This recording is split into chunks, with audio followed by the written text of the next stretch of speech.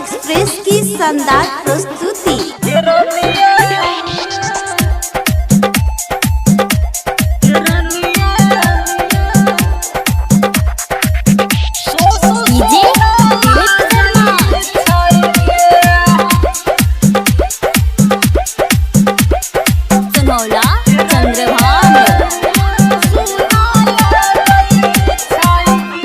गिरनिया तोरा बिना दुनिया हमारा सुना लागे छै। गिरनिया तोरा बिना दुनिया हमारा सुना लागे छै। सुना लागे छै ये दुनिया सुना लागे छै। त सुने बन जो हमर कन्या दुनिया सुना लागे छै। गिरनिया तोरा बिना दुनिया हमारा सुना लागे छै गे।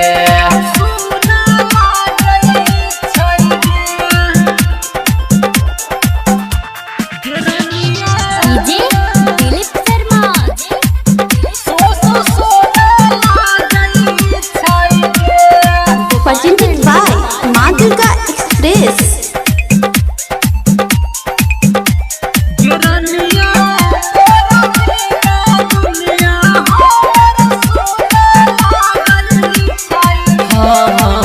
जब सा देखलो तोरा उड़ल अखिया से हमरा नींद गे रानी। अखिया से हमरा नींद गे। नहीं कटे छै जवानी सुन तोरा दीन गे रानी। सुन तोरा दीन गे। हमारा जीने लागे छै। हाँ जीने लागे छै। त सुने बन जो हमर दुल्हनिया दुनिया सुना लागे छै। गिरनिया तोरा बिना दुनिया हमारा सुना लागे छै।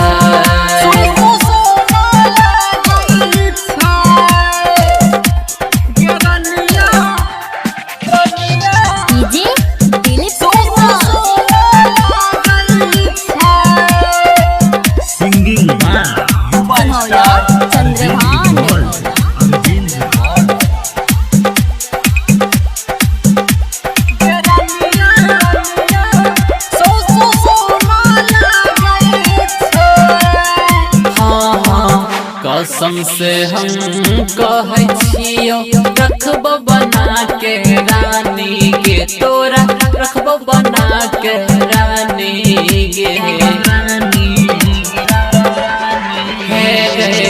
गोल्ड अरविंद कहै छौ तू ही छै जिंदगानी गे। हमर तू ही छै जिंदगानी गे। तोरा बिना लागे छै ये दुनिया सुना लागे छै। त सुने बन जो हमर कन्या दुनिया सुना लागे छै।